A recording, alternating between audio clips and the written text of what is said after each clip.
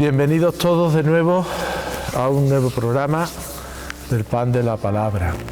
Y estamos en el tiempo de Cuaresma. Comenzábamos ya hace un par de semanas con la imposición de la ceniza y el pasado domingo, el domingo llamado de las tentaciones, aparecía Jesús en el desierto dejándose tentar y venciendo la tentación con la oración, con la penitencia y fundamentalmente respondiendo al demonio, al tentador, con textos de la palabra de Dios. De ahí la importancia, decíamos, de escuchar la palabra de Dios, de acercarnos a ella con reverencia, sabiendo que en ella encontramos la fortaleza y la luz que guía nuestra vida de cristianos, de discípulos de Jesucristo. Y en este segundo domingo de Cuaresma celebramos el llamado Domingo de la Transfiguración. San Mateo nos va a presentar en el Evangelio este pasaje de la transfiguración de Jesús en el monte, donde se manifiesta con toda su divinidad y con todo su poder y grandeza, en esas vestiduras blancas que nos hablan de la pureza y de la majestad de Dios. Nos dice así San Mateo: en aquel tiempo Jesús tomó consigo a Pedro, a Santiago y a su hermano Juan y subió con ellos aparte a un monte alto y se transfiguró delante de ellos. Su rostro resplandecía como el sol y sus vestidos se volvieron blancos como la luz. De repente se les aparecieron Moisés y Elías conversando con él. Pedro entonces tomó la palabra y dijo a Jesús: Señor, qué bueno es que estemos aquí. Si quieres, haré 3 tiendas, una para ti, otra para Moisés y otra para Elías. Todavía estaba hablando cuando una nube luminosa los cubrió con su sombra. Y una voz desde la nube decía: Este es mi Hijo, el amado, en quien me complazco, escuchadlo. Al oírlo, los discípulos cayeron de bruces llenos de espanto. Jesús se acercó y tocándolos les dijo: Levantaos, no temáis. Al alzar los ojos no vieron a nadie más que a Jesús solo. Cuando bajaban del monte, Jesús les mandó: No contéis a nadie la visión hasta que el Hijo del Hombre resucite de entre los muertos. Bueno, pues ya hemos escuchado este texto de San Mateo en el que se nos muestra este pasaje de la transfiguración del Señor. Jesús, dice San Mateo, que sube al monte.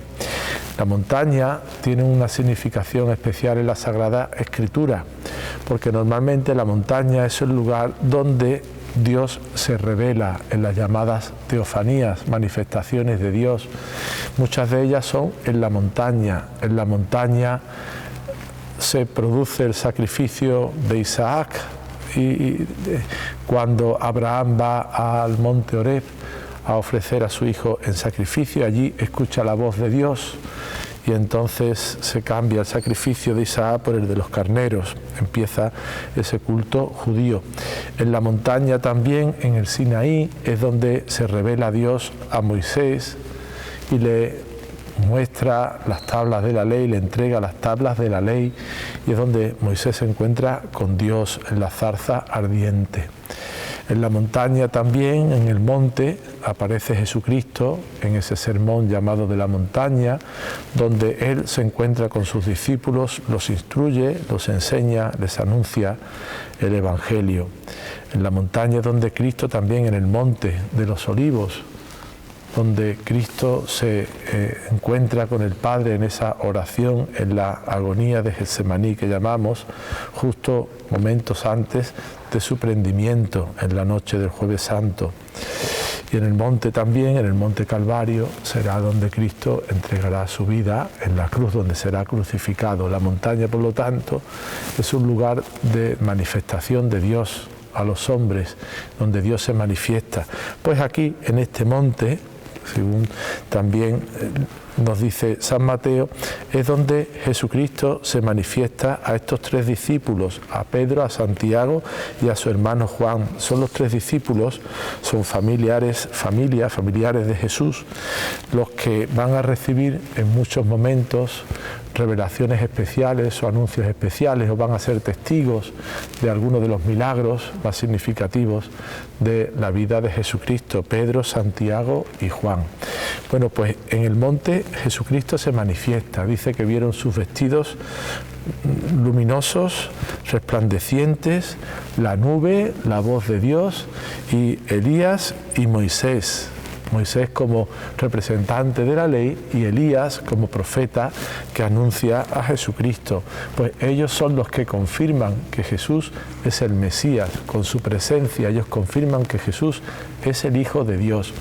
Y Jesús le manifiesta así su poder, su fuerza, su divinidad a estos discípulos, para que cuando llegara el momento de la dificultad, de la persecución, ellos recordaran que aquel al que siguen es el Hijo de Dios, que sus palabras son verdaderas.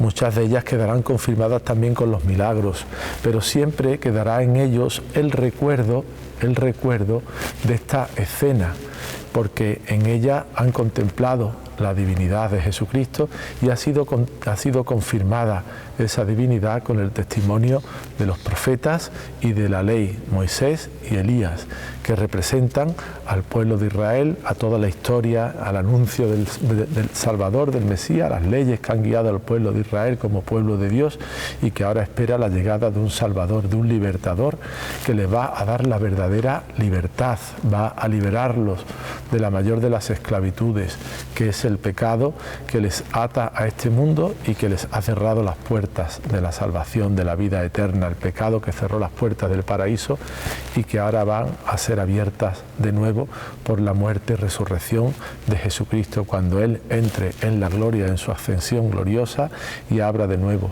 las puertas del cielo y la esperanza para todo su pueblo, para todos y cada uno de nosotros.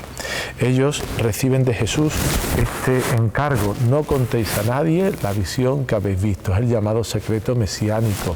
En muchos momentos Jesucristo les irá diciendo a los apóstoles: y no digáis nada hasta que yo me marche, no digáis nada hasta después de mi muerte, porque el anunciar todo esto a los discípulos y al pueblo de Israel podría interferir en los planes y en la historia de la salvación. Muchas veces querían tomar a Jesús y coronarlo rey después de los milagros. Si hubieran tenido conocimiento de todas estas escenas, de todas estas realidades así de golpe, pues quizás se hubiera truncado ese plan de salvación que Dios tenía previsto y que quería que se desarrollara de esta manera, con la muerte y con la resurrección de Jesucristo.